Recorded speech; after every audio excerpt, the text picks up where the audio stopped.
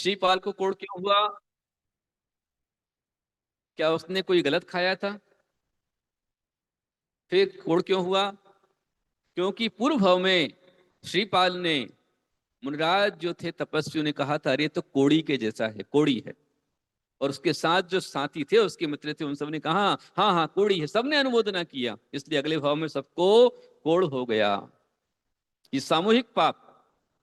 अब अगले भाव में मैना सुंदरी ने सबको बिठाया एक साथ में, और सबने बैठकर सामूहिक रूप में श्री चक्र विधान की आराधना की। श्री चक्र विधान किया, मैना सुंदरी भगवान का अभिषेक किया, और विधान तपस्या के साथ में हरगंदों को छिड़क दी गई। तो सामूहिक रूप में जो पुण्य एक साथ में किया भगवान के अभिषेक से, पूजन से, उनका कोढ़ समाप्त हो गया। इसलिए आप सभी के लिए मेरा आह्वान है कि चातुर्मास की स्थापना के पूर्व में माणिक बाग महावीर मंदिर में सामूहिक रूप में पुण्य कमाने का अवसर है।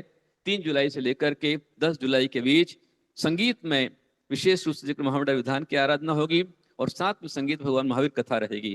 भगवान महावीर स्वामी का दर्शन कर रहे हैं, तो महावीर स्वामी महावीर कैसे बने, क्या किया उन्होंने, ऐसे कौन से कार्य किए जिससे भगवान महावीर बने, क्या क्या दुख उन्होंने उठाए, क्यों उठाए, कौन संकट उनके ऊपर आए, क्या परेशानी के ऊपर आई और क्यों आई, ये सारा रीजन और कारण संगीतमय कथा के साथ में आपको बताया जाएगा।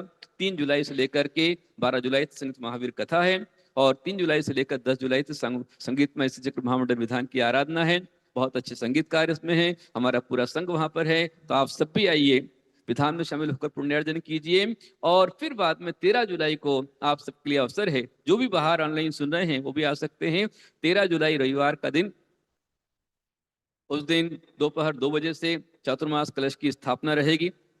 हमारी वर्षा की स्थापना, मांगलिक विधि, भक्तियां आदि हम लोग 9 जुलाई को आषाढ़ शुक्ला 14 की रात्रि के प्रथम पहर में संपन्न करेंगे, और मंगल कलश की स्थापना 13 जुलाई को दोपहर 2 बजे से रहेगी। स्थापना विधि के समय ही सामूहिक रूप में जाप किया जाएगा, महामंत्र का जाप करेंगे, 10 भक्ति आदि करेंगे, दिग्बंधन करेंगे, और आप सभी के लिए रक्षा तिलक, रक्षा सूत्र और रक्षा मंत्र आप सभी को उस दिन दिया जाएगा।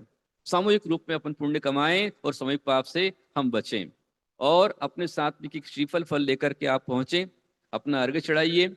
पहले अर्घ लेकर के, फल लेकर के आप मंत्र ग्रहण कीजिए, जिससे मंत्र आपको सिद्ध हो। बाद वही श्रीफल को लेकर के आप घुमाते हुए पूरे संघ को चतुर्मास का निवेदन करके आप श्रीफल चढ़ा दीजिए, तो पूरे चतुर्मास कराने का, अनुमोदन करने का, कृत कार्य का आपको फल और पुण्य की प्राप्ति होगी। ये सामूहिक पुण्य होगा। और समय समय पर अनेक कार्यक्रम रहेंगे। आगे जाकर के आप सबके रोग निवारण के लिए भादु कृष्ण षष्ठी को सदन षष्ठी विधान आएगा, जो रोग निवारण का विधान है।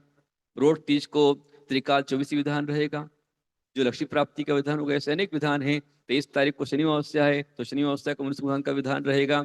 और आगे 10 लक्षण महापर्व है, 10 लक्षण में पूजन, सामूहिक ध्यान एक साथ में कराया जाएगा। ऐसे अनेक कार्यक्रम सामूहिक पुण्य कमाने के रहेंगे। तो मैं आप सबसे आह्वान करता हूं कि आप सभी महानुभाव